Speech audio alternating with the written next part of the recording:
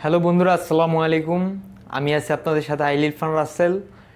আপনারা আমার চ্যানেলে রেগুলার যেসব ভিডিও পেয়ে থাকেন, বিভিন্ন মোটিভেশনাল বা ইমোশনাল স্পেস বা কথা পেয়ে থাকেন। আর আজকের ভিডিওটা একটু অন্য টপিক এবং একটু ভিন্নধর্মী কিছু নিয়ে আসছি আপনাদের জন্য। আর আমার চ্যানেলটি মূলত এডুকেশনাল বা শিক্ষণীয় চ্যানেল। আপনাদের জীবনেরকে বিভিন্ন শিক্ষা, জীবনের বিভিন্ন ভাগ বা বিভিন্ন ধাপের শিক্ষাগুলো দিয়ে থাকবো আপনাদেরকে। আপনারা যদি আমার জন্য দোয়া করেন এবং আমার পাশে থাকেন, আমি ভালো কিছু দেওয়ার চেষ্টা করব। আজকের ভিডিওটা হলো আমি পাঠ করব, একটা বই পাঠ করে শোনাবো আপনাদের। অনেকে আছেন যে বই নিজে পড়ার থেকে অন্যদের পড়াটা শুনে বেশি উপলব্ধি করতে পারেন বা ভালো লাগে। আর আজকে বইটা আমি এটা একেবারে নতুন শুরু করছি আমার চ্যানেলে। এরপর থেকে এরকম আরও অনেক ভিডিও পাবেন। কবিতা বলেন বা বিভিন্ন উপন্যাস, সাহিত্য বা গল্প পড়ে শোনাবো আপনাদেরকে। আর আজকে আমি যে বইটা পড়বো তা আপনাদেরকে দেখাচ্ছি। অনুভূতির অভিধান, তাহসান ভাইয়ের, যে এই বছরে বইমেলায় তার লেখা প্রথম বই হলো অনুভূতির অভিধান। আপনারা সকলেই জানেন, কিংবা যারা না জানেন তারা এখনই জেনে গেছেন যে আমাদের তাহসান ভাইয়ের বইয়ের নাম হলো অনুভূতির অভিধান। তিনি এটা নিজে লিখছেন এবং তার লাইফের লেখা প্রথম বই, যেটা বইমেলায় প্রকাশিত হয়েছে। আপনারা যারা কিনছেন তারা তো পড়ছেন অবশ্যই, আর যারা কিনেননি বা পড়েননি তাদের জন্য আমি তো আছি, আমি আপনাদেরকে পড়ে শোনাবো। দেখি বইটা যদি পুরোটা পড়তে পারি এক ভিডিওতে, আর যদি না পারি তাহলে পার্ট পার্ট করে ভিডিও দেব। আপনারা আমার পাশে থাকবেন, দোয়া করবেন। সো বইটা একটু ভালোভাবে উপরের ফলকটা দেখে নিন।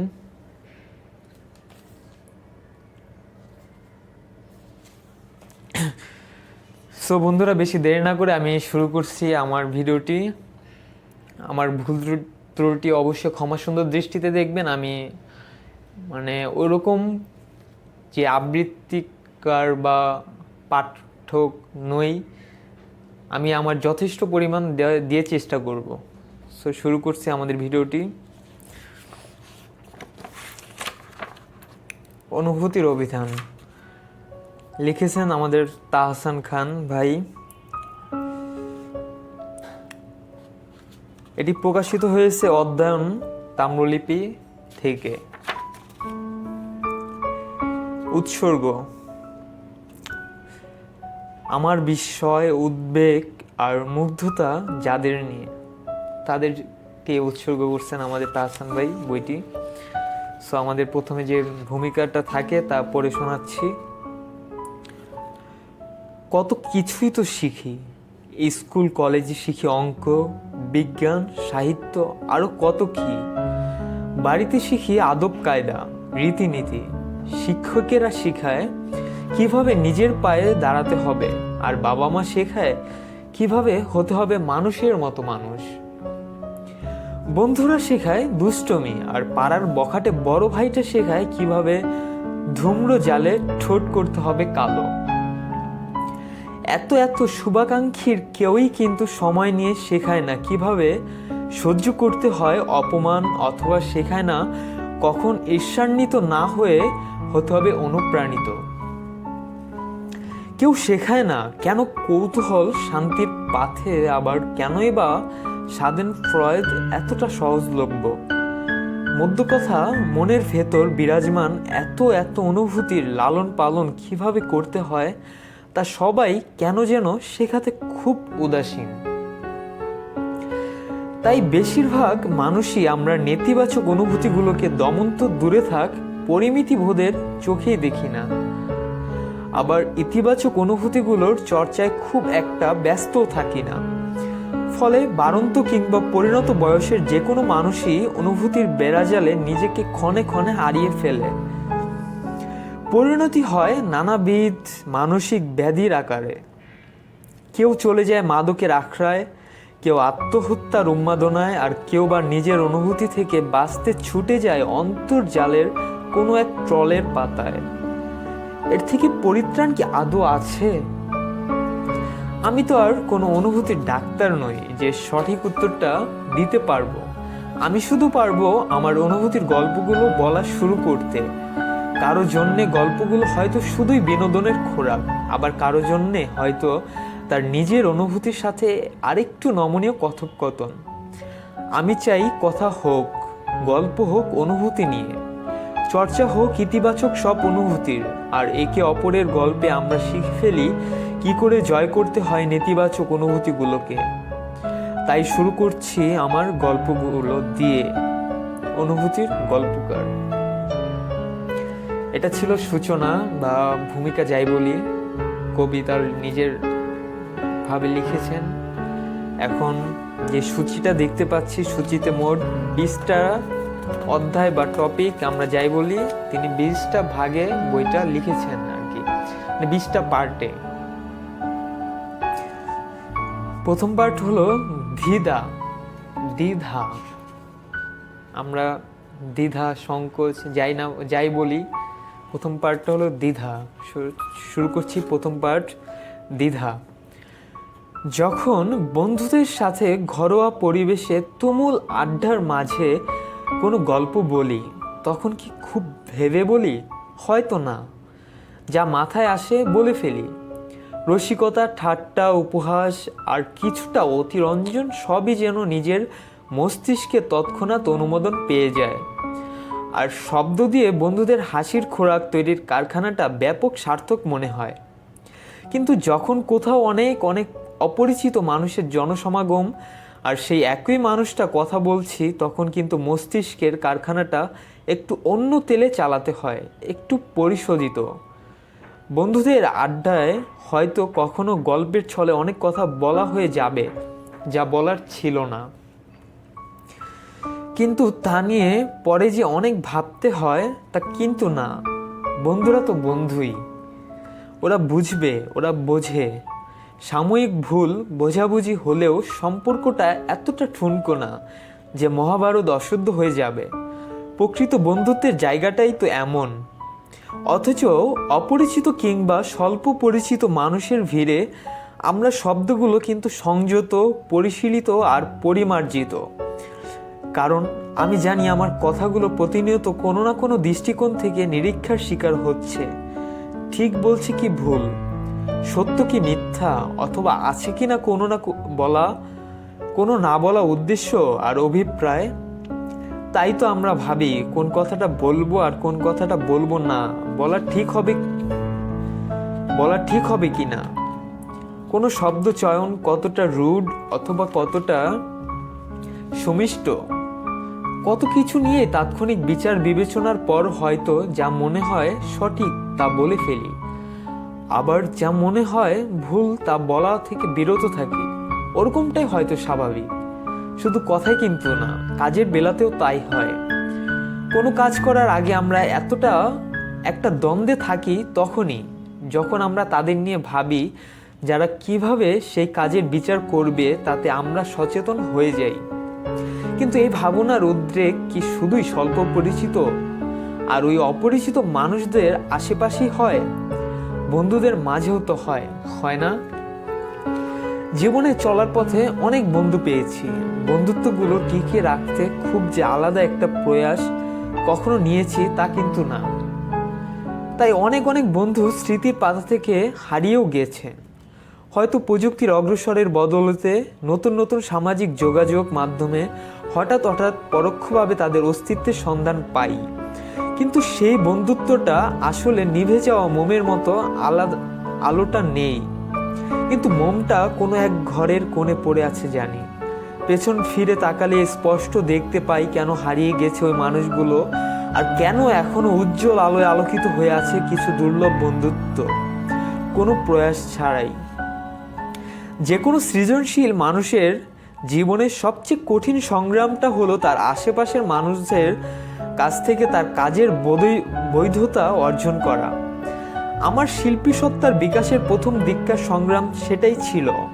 হয়তো আমার লেখা গানগুলো একদমই আমার বন্ধুর রুচির সাথে বেমানান, তবুও বন্ধুটা যে স্বতঃস্ফূর্ত হাসি দিয়ে আমাকে নিয়ে গর্ব করেছিল সেই গান লেখার প্রথম দিনগুলোতে, সেই বন্ধুত্ব কিন্তু আজও আমার কাছে আপন। হয়তো অনেকদিন পর একবার দেখা হয়, তবুও আমি কিন্তু এখনো সেই বন্ধুটিকে কিছু বলতে গিয়ে থেমে যাই না। আমি কিন্তু প্রকৃত আমিটাই থাকি।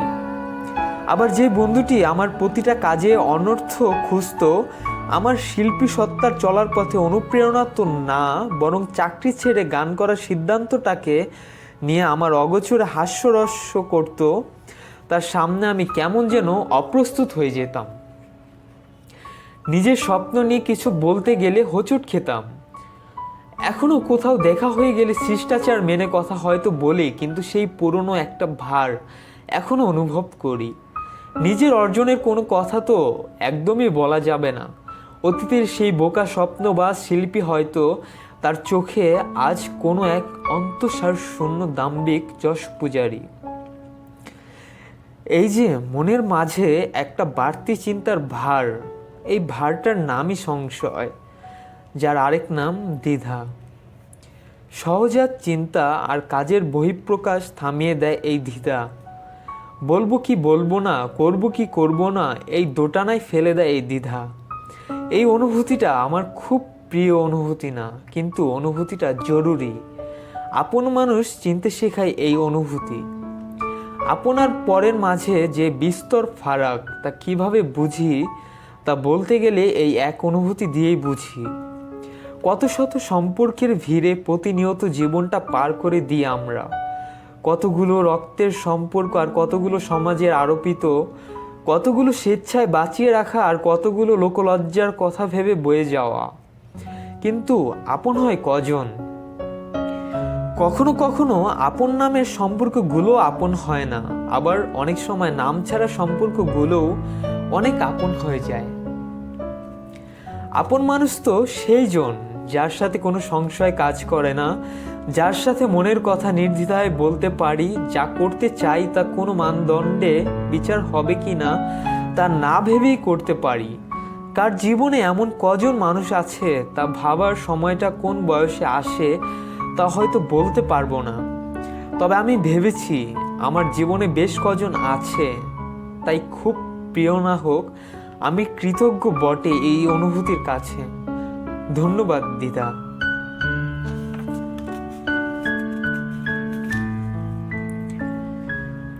দিদার চ্যাপ্টার শেষ। এখন দিদা নিয়ে একটি কবিতা লিখেছেন তাহসান ভাই। দেখি কবিতাটি পড়ে আবৃত্তি করে আপনাদের শোনাবো।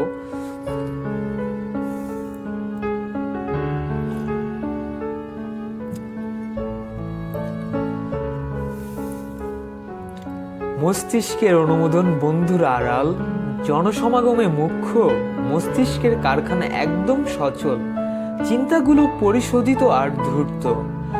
ভাবনা যখন অন্ধকারে আলোর ডাকে ভাষা খোঁজে, চিনতে পারবে বন্ধু তোমার অসংযত যত বিলাপে।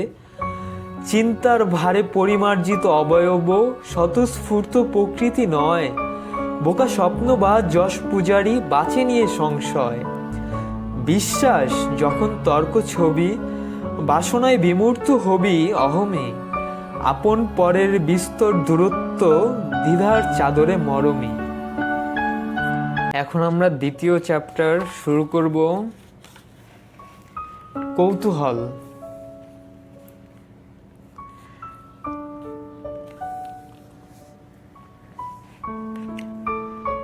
একজন প্রকৃত বুদ্ধিজীবীকে কিভাবে সংজ্ঞায়িত করা যায়?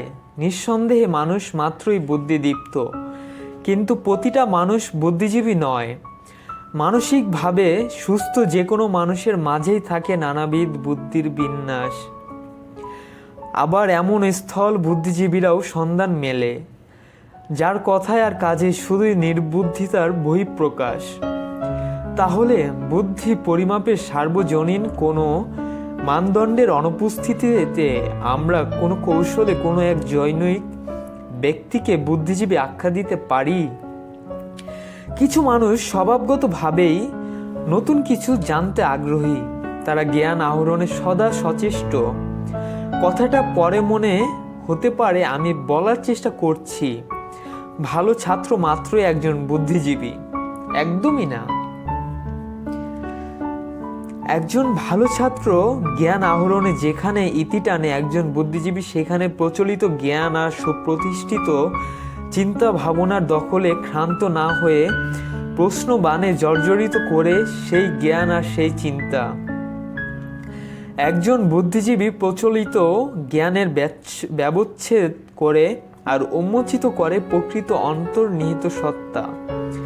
একটা উদাহরণ দিয়ে বোঝানোটা সহজ হবে। পাশ্চাত্যের এক দেশ প্রধান সারা পৃথিবীর মুসলিমদের সন্ত্রাসী আখ্যা দিতে সদা সচেষ্ট। তার গুণমুগ্ধ অনুসারীরা তার কথা বেদ বাক্য ভেবে মুসলিমদের প্রচণ্ড ঘৃণার চোখে দেখতে অভ্যস্ত হয়ে উঠেছে। একইভাবে আমাদের উপমহাদেশের একজন মুসলিম দেশের ধর্মপ্রাণ নেতা তার দেশের মানুষকে পাশ্চাত্যের বিরুদ্ধে সমর সৈনিক হিসেবে তৈরি করছে। দুই দেশের সিংহভাগ মানুষই কিন্তু তাদের স্ব স্ব নেতার চেতনায় উদ্বুদ্ধ হয়ে তাদের নেতার বচন জ্ঞান হিসেবে আলিঙ্গন করতে প্রস্তুত। কিন্তু দুই দেশে এমন কিছু মানুষ বিদ্যমান যারা সামনে পরিবেশন করা জ্ঞান নিয়ে ভাববেন। তাদের মনে জাগবে কিছু প্রশ্ন। এই প্রকৃতির মানুষদের মনে আলোবত অনেক প্রশ্ন, আর এই প্রশ্নগুলোর ব্যুৎপত্তি তাদের সহজাত এক অনুভূতির কারণে। এই অনুভূতির নাম কৌতূহল, সহজ ভাষায় যা কিনা জানার আগ্রহ। এই কৌতূহল তাদের মনে প্রশ্ন জাগায়, কেন সেই ডানপন্থী উগ্রবাদী নেতা বিভক্তি চায়। এই কৌতূহল তাদের মনে প্রশ্ন জাগায়, শান্তির ধর্মের ধারক এই আরেক নেতা কেন ছড়ায় ঘৃণার বীজ। এই জৈনৈক কৌতূহলী মানুষটা যে দেশেরই হোক, সে তার সহজাত কৌতূহলের বশে খুঁজে বের করে পড়ে ফেলে দ্য ক্লাস অফ সিভিলাইজেশন অথবা শান্তির ধর্মের পবিত্র গ্রন্থটি। সে পড়ে, সে ভাবে, সে তার ভাবনাগুলোকে নিয়ে সমমনা বুদ্ধিদীপ্ত মানুষের সাথে চুলচেরা বিশ্লেষণে নামে। সে আবার পড়ে এবং আবার ভাবে। এই পুরো সময় জুড়ে সে উপসংহারে উপনীত হবার অপেক্ষায় থাকে না। সে যতক্ষণ পর্যন্ত আর কৌতূহলে নিমজ্জিত থাকে, ততক্ষণ পর্যন্ত এই চিন্তাশীল প্রক্রিয়ায় ডুবে থাকে। এই মানুষটাই প্রকৃত বুদ্ধিজীবী। এই মানুষটা তার উপসংহারের বাণিজ্যিকীকরণ করবেন কি করবেন না তা কিন্তু তার বুদ্ধিজীবী হয়ে ওঠার কোনো শর্ত নয়। তার বুদ্ধিজীবী হবার একমাত্র সূচক হলো তার কৌতূহল, আর কৌতূহলের চিন্তাশীল পরিক্রমা। সভ্যতার বিবর্তনের পেছনে যতগুলো অনুঘটক কাজ করে, তার মাঝে সবচেয়ে মুখ্য হলো বুদ্ধিদীপ্ত মানুষের কৌতূহল, নতুনকে জানার আগ্রহে ব্যস্ত থাকা আর আদিম চিন্তার যথার্থতাকে প্রশ্নবিদ্ধ করা। এই কৌতূহল প্রচণ্ড মূল্যবান এক অনুভূতি, যার কারণে একজন ধর্মপ্রাণ সেই পবিত্র গ্রন্থ তর্জমা সহ পড়ার পর ধর্মকে উপলব্ধি করে আর ঘৃণার বীজ বিনষ্ট করে তার পরিসরে। এই সেই একই অনুভূতি যা একজন পাশ্চাত্যের ধর্মহীন মানুষকে ভূরাজনৈতিক প্রেক্ষাপট বোঝার জন্যে তাড়িত করে, যার কারণে সে শান্তির ধর্মের সাথে উপপন্থী নির্বুদ্ধিতার ব্যবধান করতে জানে। তাই যার কৌতূহল নেই, তার মানসিক বিকাশ একটা জায়গায় আটকে যায়। তাকে যা শোনানো হয় আর বোঝানো হয়, সে ততটুকুই শোনে আর ততটুকুই বোঝে। মানব সভ্যতার চিন্তা চেতনার সামগ্রিক অগ্রগামে যাত্রায় তার ভূমিকা পুরোপুরি অনুপস্থিত। আর যার বিন্দুমাত্র হলেও এই অনুভূতির প্রভাব আছে, সে একটু হলেও এগিয়ে নিয়ে যাচ্ছে মানুষের চিন্তার ভাণ্ডার। আজ সারা পৃথিবীতে যে ঘৃণার ছড়াছড়ি, তার একটা কারণ যেমন ক্ষমতা যাদের কুক্ষিগত, তাদের লিপ্সা, আরেকটা কারণ হলো ক্ষমতাহীন মানুষের মনে কৌতূহল নামের এই অনুভূতির অনুপস্থিতি। তাই পরবর্তী প্রজন্মকে আমাদের বলতে হবে, কৌতূহলী হও, নিজেকে জানো, তোমার থেকে ভিন্ন মানুষটাকে জানো। যে তোমাকে ঘৃণা করে, তার ঘৃণার মূলে কি আছে তা খুঁজে বের করো। এই চিরাচরিত ঘৃণার চর্চা একদিন হয়তো কমবে, যেদিন কৌতূহলী মানুষগুলো হবে সংখ্যাগরিষ্ঠ আর প্রকৃত বুদ্ধিজীবীরাই হবে দলে ভারী। সেদিন নিজ মতবাদের বাণিজ্যিকীকরণ করা ভণ্ড বুদ্ধিজীবীদের সবাই চিনে যাবে।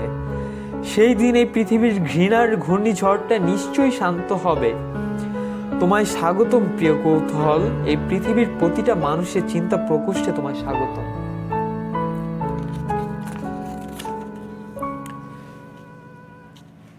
কৌতূহল। উপসংহারের বাণিজ্যিকীকরণ যখন তোমার প্রিয় কাজ, তোমায় আমি বুদ্ধিজীবী বলতে আলবত নারাজ। প্রশ্নবাণে জর্জরিত করতে যদি পারো প্রচলিত সব জ্ঞান, নিজেরই বেদ বাক্য যদি ভাঙতে পারো অভিধান, তবে তুমি বুদ্ধির যোদ্ধা, তুমি জ্ঞানের ধর্মপ্রাণ। আষ্টে পৃষ্ঠে ঘৃণা যখন সভ্যতা করেছে গ্রাস, কৌতূহলী তোমার চালিকা শক্তি, নির্বাণের অবধারিত বিকাশ। হ্যালো বন্ধুরা, আজকে এতটুকুই। আজ আমরা